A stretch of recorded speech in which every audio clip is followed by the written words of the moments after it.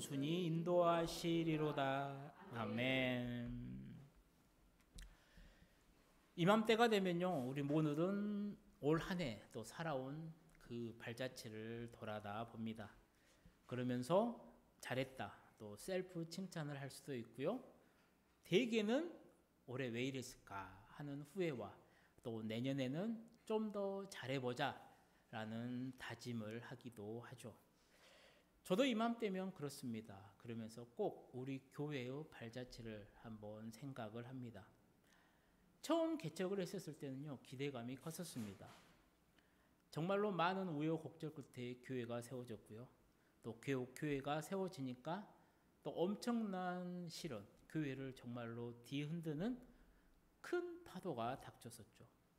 그런 교회의 전폐 위기도 겪었지만요. 그럼에도 저에게 주신 말씀이 있었기에 그 해 마지막은 참 기대감이 컸었습니다. 그리고 그 다음 해에는요, 은혜가 넘치는 한 해였어요. 감사하게도 설립을 할 수 있었고요. 사랑하는 우리 성도님들과 그 어려운 시기 가운데서도 참 함께 예배 드릴 수 있는 그 모든 시간들이 하나님의 은혜였음을 고백하지 않을 수가 없었습니다. 그리고 작년에는 감사였어요. 모든 시간들에 또 모든 순간들에 하나님의 손길이 있었음을 깨달았을 때요, 정말로 그 해 감사한 마음이 가장 컸습니다. 올해는 어땠을까 기도하는데 오늘 주신 말씀의 제목처럼요, 하나님이 주시는 위로함이 컸던 한 해였습니다.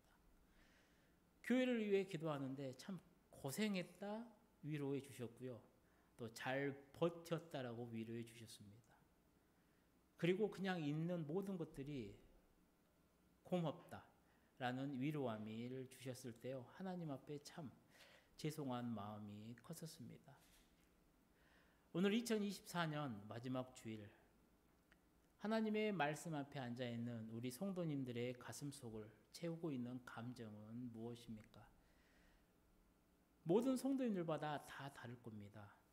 그럼에도 지금 이 시간요, 정말로 우리 모두가 하나님 앞에 감사한 마음으로 하나님께 예배 드리면서요, 올 한 해를 하나님이 주시는 위로 속에서 믿음으로 아름답게 잘 마무리하셨으면 좋겠습니다. 한국교회의 성도라면요, 최용덕 간사님을 대부분은 아실 거예요. 그 사람이 누군가 이름 들어서 모를 수도 있어요. 그런데 그분이 작곡한 이 복음 성가들을 제목을 듣게 되면요, 아하, 그 사람 하게 됩니다. 대표적으로 참 많은 곡들을 작사 작곡하셨어요. 낮의 해처럼 밤의 달처럼, 또 정말로 저 어렸을 때 정말로 많이 불렀던 부흥, 어디 부흥 집회 가면 항상 그만 불렀으면 했었던 곡도 있었죠. 일어나 걸으라. 한 10번씩 불렀습니다. 또 가소 제자 삼으라. 나의 힘이 되신 여호와여, 또 오 신실하신 주. 정말로 힘들 때 하나님은 실수하지 않으신다라네. 또 오늘 나는, 이런 대표적인 곡들이 있어요. 이 곡 가운데 딱 한 곡, 지난 한 주간 제 머릿속에서 계속해서 떠올랐던 곡이 오 신실하신 주였습니다. 오늘 말씀 후에 함께 찬양할 텐데 가사가 이래요. 하나님 한 번도 나를 실망시킨 적 없으시고 언제나 공평과 은혜로 나를 지키셨네. 지나온 모든 세월들 돌아보아도 그 어느 것 하나 주의 손길 안 미친 것 전혀 없네. 오 신실하신 주, 오 신실하신 주, 내 너를 떠나지도 않으리라, 내 너를 버리지도 않으리라. 약속하셨던 주님, 그 약속을 지키사 이후로도 영원토록 나를 지키시리라 확신하네. 이 간사님의 그 성가를 보게 되면요, 참 삶에서 어려움을 겪어보지 않았을 것 같아요. 왜냐하면 가사들이 보면 정말로 한결같은 정말로 그 믿음으로 하나님을 찬양하고 있어요. 하지만 그의 삶을 들여다보면요, 그 누구보다도 힘든 일이 있습니다. 우리가 가끔씩 오해하는 것 중에 하나가 정말로 저 사람은 하나님께 많은 은혜를 받았다. 정말로 믿음이 대단하다. 아, 나도 저렇게 되고 싶다. 그것만 봐요. 그런데 산 봉우리가 높으면요, 골짜기는 더 깊습니다. 그 하나님의 많은 은혜를 감당하기 위해서 그 사람이 그동안 돌아와서 살아왔었던 그 발자취를 들여다봤을 때는요, 감히 우리가 나도 저 길을 걸을 수 있을까 하는 의심을 하게 됩니다. 최영덕 간사님의 삶도 마찬가지예요. 그의 간증은요, 그냥 찾아보면 많이 나옵니다. 고등학교 때 유교 집안의 장손이었어요. 고등학교 때 예수를 믿습니다. 쫓겨나요, 집에서. 근데 고3 때 류마티스 관절염으로요, 정말로 고생을 해요. 그러다가 하나님의 은혜로 고침을 받습니다. 그러면서 하나님을 더욱더 믿게 돼요. 그러다 찬양의 사역자로 가면서 정말로 인생의 클라이막스가 갔었을 때요, 이 간사님의 목에 물혹이 생깁니다. 그래서 이 고침을 위해서 한 2년 정도를 쉬었다라고 해요. 그러다 보니까 어떤 소문이 나냐면 후두암에 걸려서 죽었다라는 소문을 듣기도 했대요. 근데 그것보다 더 큰 아픔은 아마 이거인 것 같아요. 그에게 딸이 한 명 있었어요. 딸이. 이름이 로아였대요. 그런데 2001년부터 2007년까지 약 6년간 뇌종양으로 암투병을 하다가 하나님의 부르심을 받고 죽게 되었다라는 것이죠. 그때 딸의 나이가 16살이었다라고 합니다. 자식이 먼저 죽으면요, 부모 가슴에 묻힌다라는 말이 있듯이요, 이 최영덕 간사도 똑같은 그러한 아픔을 겪었다라는 거예요. 근데 그 아픔의 순간에도요, 정말로 이 이성적인 이분이 고백하기는 것이 그렇더라. 원망보다는 감사했더라. 믿음으로 그 시간들을, 그 어려운 순간을 잘 이겨냈다라는 거예요. 그때 그가 붙들었던 그 진리의 사실이 무엇이었냐면 이 세상의 티끌 하나까지도 하나님의 섭리 아래에 있다라는 거예요. 주신 이도 하나님이시고 거두신 이도 하나님이시다라는 그 사실이 자신을 붙들었다라는 거예요. 그래서 그는 하나님을 원망하지 않고요, 그 이 주옥과 같은 복음성가를 남길 수가 있었다라고 해요. 사랑하는 성도님들, 개인의 삶이 어려울수록요, 또 세상의 상황이 정말로 어려울수록요, 믿음이 약한 자들은 하나님을 원망하고요, 불평하고요, 하나님을 떠나버립니다. 하지만 믿음이 강한 자들은 어떠냐면 그 어려운 순간, 위기의 상황 가운데서도요, 신실한 하나님을 의지하고 하나님을 찬양하며 하나님을 붙들며 살아가더라는 거예요. 오늘 우리는 2024년 마지막 주일을 이렇게 보내고 있습니다. 올 한 해 우리 성도님들은 얼마나 하나님께 더 가까이 다가가셨습니까? 얼마나 우리의 마음의 그릇에 하나님으로 채우셨습니까? 정말로 바라는 것은요, 오늘 주신 말씀 잘 듣고 또 잘 붙으셔서요, 올 한 해를 정말로 믿음 안에서 잘 마무리하시고 정말로 다가오는 새해에는 지금보다 더 신실하신 우리 하나님을 의지하고 붙드시면서요, 하나님께 가까이 다가가시는, 또 그렇게 다짐하는 우리 모든 성도님들이 되시기를 축복합니다. 그래서 성경에 보아도요, 하나님을 신실하신 하나님으로 말씀을 하죠. 참 제가 좋아하는 이 세 곳의 말씀을 한번 읽어보겠습니다. 잘 들어보세요.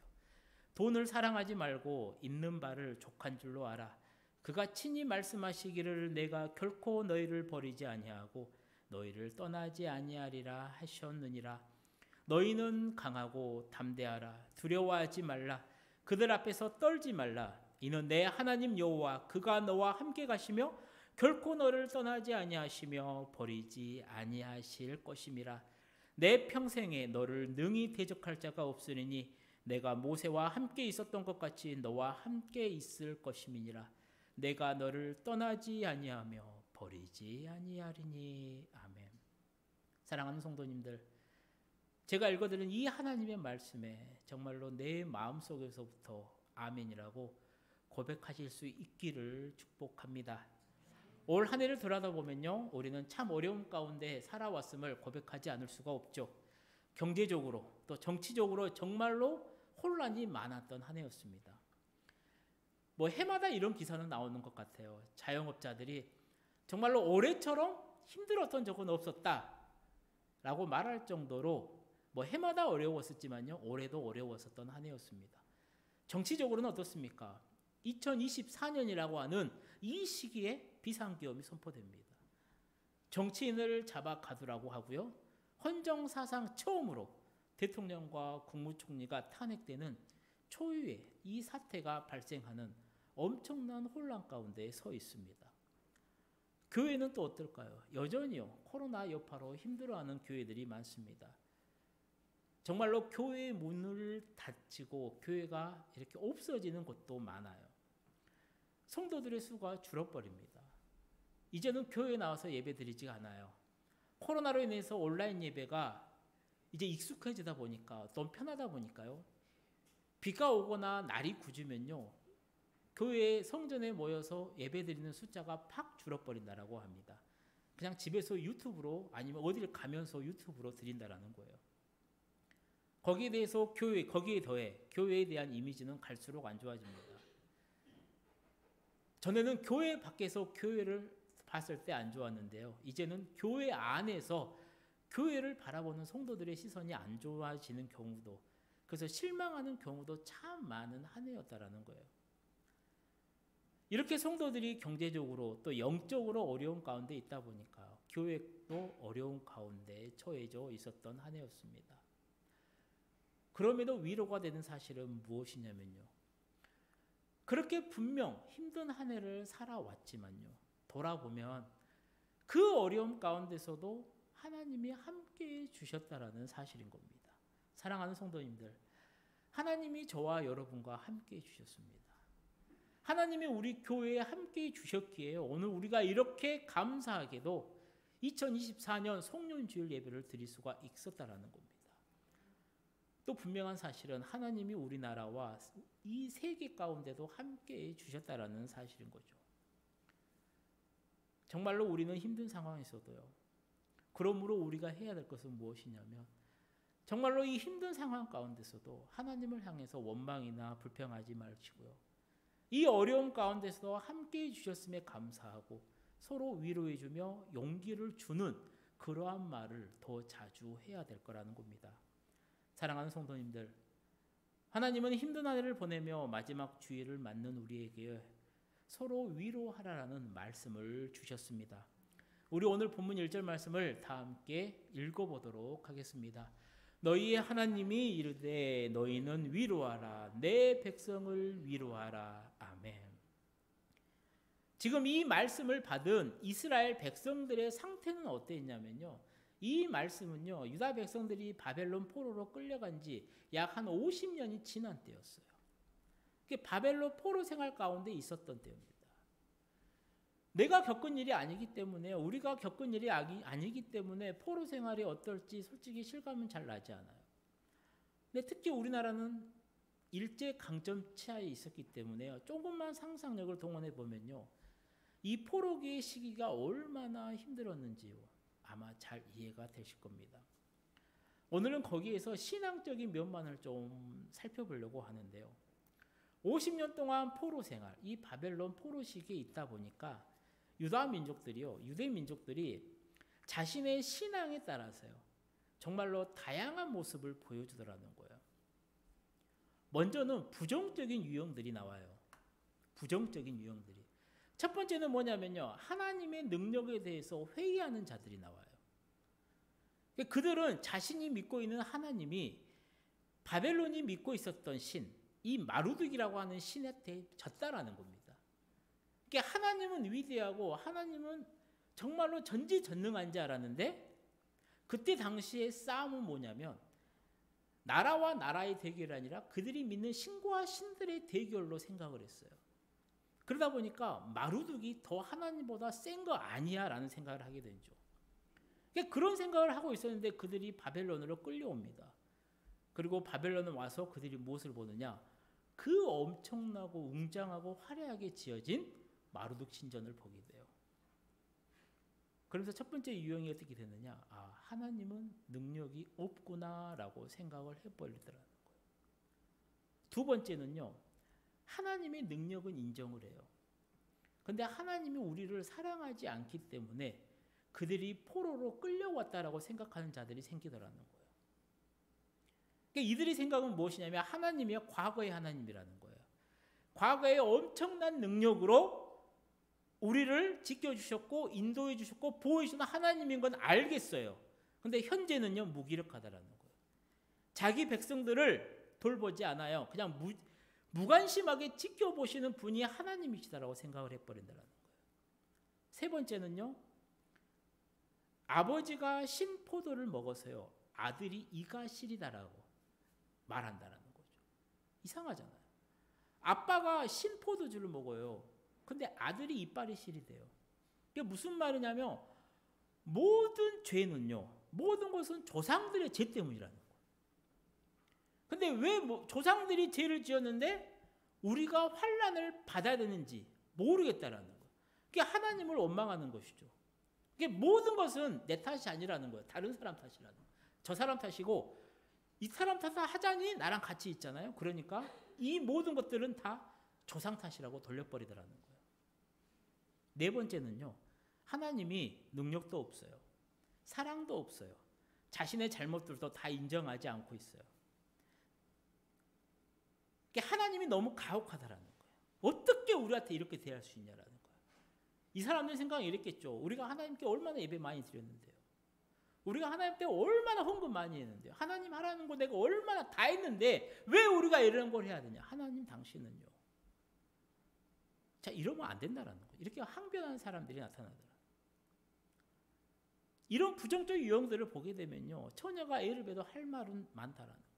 핑계 없는 무덤은 없다라는 우리의 속담이 있듯이요. 자신들의 잘못으로 포로 생활을 하고 있음에도요, 정말로 이런저런 핑계를 대면서 자신의 합리화, 정말 타당한 이유를 부여하고 있다는 것이죠. 그렇게 포로 생활을 해석해 보려고 하는 유형이 나타나더라는 거예요. 하지만 반대의 유형도 나타났어요. 긍정적인 유형입니다. 포로기라고 하는 이 절망적인 환경 속에서요, 이를 그래도 신앙적으로 극복해 보려고 적극적으로 대응을 하는 사람들이 있더라는 거예요. 첫 번째, 신학적으로 대응한 사람들이 있어요. 당시 유대사의 최고위층이라고 할 수 있는 제사장들이었죠. 모세오경을요, 자신들이 기로만 들어섰던 이 모세오경을 글로 만드는 작업을 합니다. 제사장들이요, 바벨론에서요, 바벨론의 신 이 마루드기의 사제로 이제 너희들이 전향하라는 거예요. 야, 하나님이 졌다니까? 마루드기 너희보다 더 대단해, 하나님보다. 그러니까 하나님 버리고 마루드로 오라는 거야. 그러면 우리가 다 받아주겠다라는 것이죠. 근데 이 제사장들이 이를 다 뿌리칩니다. 그리고 제사장들은 그때까지 자신들이 가지고 있었던 문서라든가 구전으로 들어왔었던 종합해서요, 이런 것들을 다 종합해서 태초에 하나님이 천지를 창조하셨다라는 선언으로 하나님이 세상을 창조하셨고 아직도 지금도 세상을 움직이고 계심을 보임으로써요, 하나님의 능력에 대해서 회의하는 사람들을 위로합니다. 두 번째는요, 신앙적인 대응이에요. 지식층이라고 할 수 있는 서기관 계열이죠.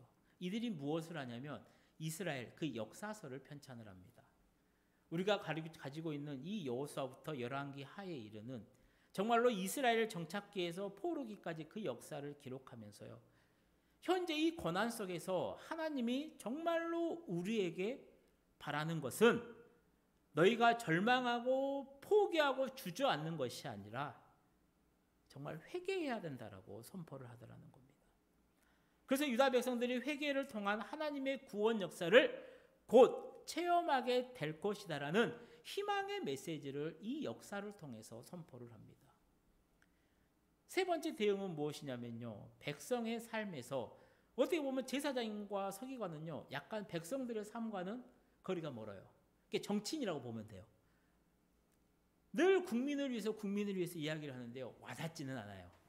근데 이 백성들의 삶에서 정말로 가까이 있었던, 활동했던 계층이 있었어요. 그게 누구냐면 예언자들입니다.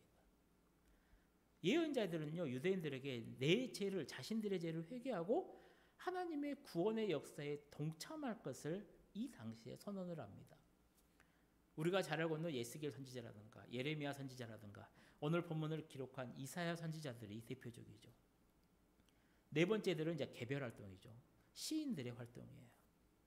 시편 42편이라든가 시편 137편 같이 정말로 그 포로 생활의 그 절망을 아름다운 노래로 승화시키면서 이 절망을 극복하고 하나님이 주신 희망으로 나아가자라는 것이 이 노래의 핵심입니다.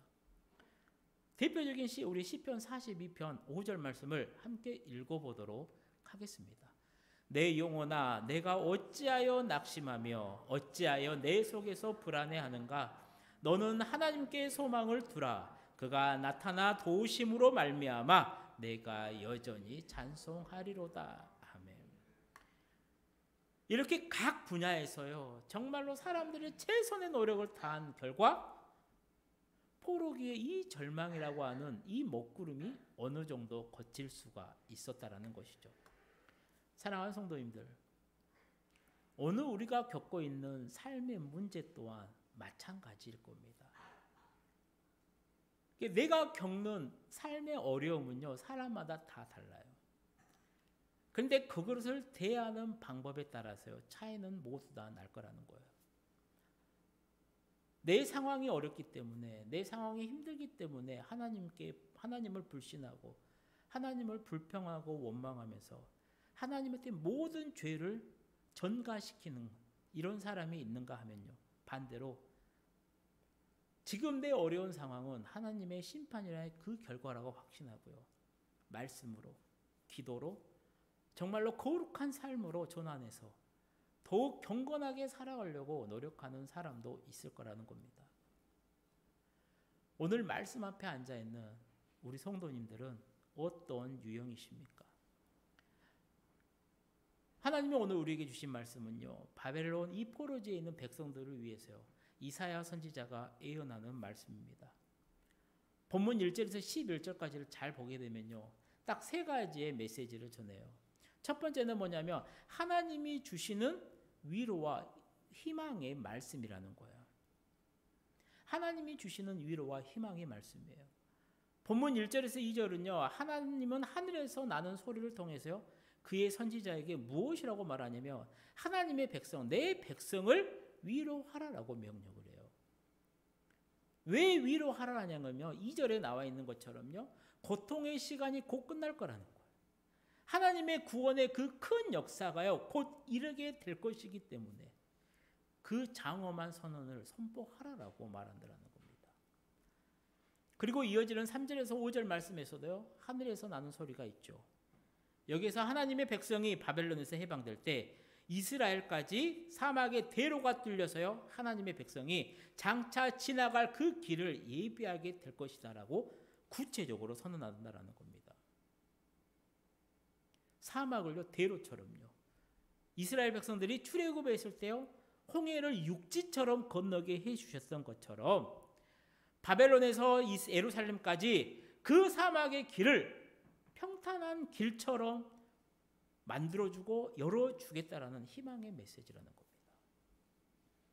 두 번째 메시지는 무엇이냐면요, 하나님의 말씀을 믿고 의지하라는 거예요. 그게 6절에서 8절까지죠. 선지자에게 하나님의 명령을 대언하라고 외치라라고 6절에서 명령을 해요. 어떻게 외치라냐면요, 우리 한번 읽어볼까요? 오늘 보면 6절에서 8절 말씀입니다. 모든 육체는 풀이요 그의 모든 아름다움은 들의 꽃과 같으니 풀은 마르고 꽃이 시듬은 여호와의 기운이 그 위에 붐이라. 이 백성은 실로 풀이로다. 풀은 마르고 꽃은 시드나 우리 하나님의 말씀은 영원히 서리라 하라. 아멘. 모든 풀은 마른다라는 거예요. 여기에서 풀은 무엇이냐면 세상에 사는 모든 백성들을 뜻해요. 그러니까 유다 백성은 물론이고요, 그들을 지배하고 있는 바벨론 백성들 모두를 다 포함한다라는 거예요. 사랑하는 성도님들, 저와 여러분도요 한 주만 지나면요 우리 모두 나이를 한 살 더 먹습니다. 이게 바꾸어 말씀을 드리면 좀 더 늙어가고 죽음을 향해 한 걸음 더 다가가는 말이 된다라는 거예요.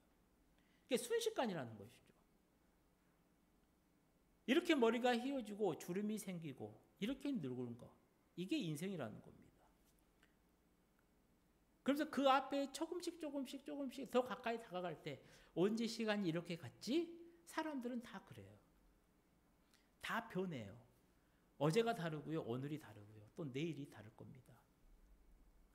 하지만 성경이 분명히 말한 것은 무엇이냐면요, 하나님의 말씀은 영원히 변하지 않는다라는 겁니다. 그래서 오늘의 이 말씀을 가지고요, 베드로 사도가 베드로서 1장 23절 24절에서 인용하잖아요. 하나님의 말씀은 살아있고 항상 하나님이 살아있는, 항상 있는 것이 하나님의 말씀이다라는 거예요. 그러므로 세상이 혼돈할수록, 정말 내 상황이 어려울수록 내가 붙들어야 될 것은요, 변하지 않는 하나님의 말씀이라는 거예요. 그래서 그 말씀을 붙들라라고 하나님이 권면, 명령하신다라는 것이죠. 세 번째 메시지는 무엇이냐면요, 이 기쁜 소식을 모두에게 알리라라는 겁니다. 그래서 선지자 예언자는요, 승리하신 하나님, 이 여호와 하나님의 예루살렘 입성이라는 기쁜 소식을 이제 모든 백성에게 알리라라는 명령을 받습니다. 이게 오늘 본문의 세 가지의 메시지 핵심입니다. 이 본문의 내용을요, 올 한 해 힘들게 살면서 마지막 주일을 맞는 우리에게 적용을 해보면요, 첫째, 하나님은요, 당신들의 백성들이 고난당할 때 함께 해주셨다라는 것을 우리에게 알려주더라는 겁니다. 하나님이 유다 백성들이 바벨론에 의해 멸망당했을 때 그들을 떠나지 않으셨어요. 유다 백성들과 함께 바벨론에서 고난을 당하셨고요. 정말로 그 고난을 당하면서 하나님이 기다렸던 것은 하나예요. 이 이스라엘 백성들이 죄를 회개하는 그 순간, 그리고 그들이 회개했을 때, 그들의 모든 과정이 끝났을 때, 그 복역의 때가 끝났음을 기쁘게 선언하시는 게 바로 하나님이시라는 겁니다.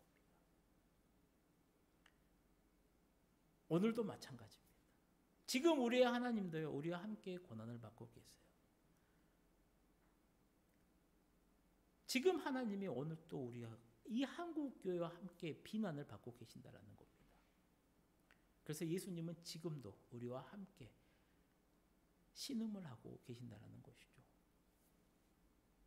둘째, 어떤 상황에서도요, 하나님의 말씀을 신뢰, 그 희망을 얻으라라고 말씀한다라는 겁니다. 내가 가진 감정이나 이상으로 현재 상황을요, 정말 이해하기 어렵잖아요. 나에게 닥친 그 상황을요, 내가 이성적으로 풀 수가 있어요. 그러면 괴로워하지 않습니다. 안 돼요. 어처구니가 없는 상황이에요.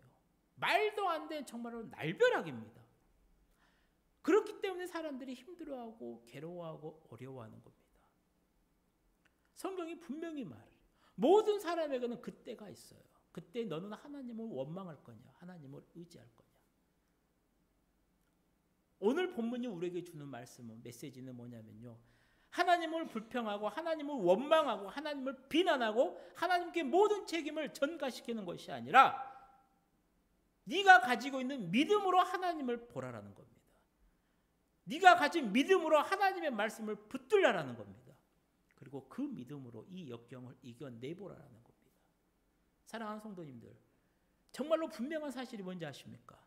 성경에 나와 있는 이 훌륭한 믿음의 사람들, 여러분들이 생각하고 있는 정말로 저 사람 믿음이 대단해, 그런 사람들 대부분, 아니 모두 다가 마찬가지예요.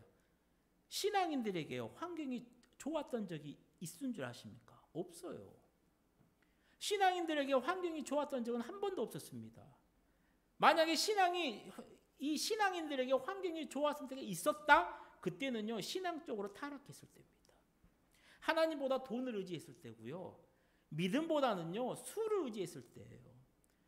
예수의 이름으로 병을 고치는 게 아니라 돈의 힘으로 병을 고쳤을 때요, 신앙이 편해요. 할만해요. 신앙적인 환경은요, 언제나 어려웠어요. 지금도 마찬가지고 내년에도 마찬가지일 겁니다. 하나님이 주시는 말씀은 명확해요. 야, 상황은 언제든지 어렵다라는 거. 그럼 너의 선택은 뭐냐라는 거. 너 나 비난할래? 아니면 그럼에도 불구하고 나 붙들고 한번 걸어가 볼래? 사랑하는 성도님들, 시들지 않고 영원한 하나님의 말씀을 가까이 하십시오. 그래서 그 말씀에서요, 오늘 내가 걸어갈 그 희망의 발자국을 발견하십시오. 그리고 그 발자국을 밟고요, 앞으로 나아가십시오. 세 번째, 위기의 상황에서요, 희망과 정말로 위로의 말씀을 외치라고 해요. 이게 참 어려운 것 같아요. 우리가 위로받을 것은요, 딴 곳이 아니에요. 말씀입니다. 하나님 품이에요. 하나님 품에서요, 내가 먼저 확실한 위로를 받아야 돼요. 하나님이 주시는 위로를 내가 경험을 해야 돼요. 그리고 하나님의 뜻은 뭐냐면요, 이것을 선포하라는 겁니다. 내가 위로받지 않았는데 어떻게 다른 사람을 위로해요? 지금 한국교회, 아니 수많은 사람들이 얼마나 낙심하고 있어요. 그들 향해서 외쳐야 된다는 겁니다. 하나님의 간절한 바람이에요. 하나님 품 안에서 위로를 받으세요. 하나님의 품 안에 진정한 위로가 있습니다라고 정말로 외치는 우리 모두가 되어지시기를 소망합니다.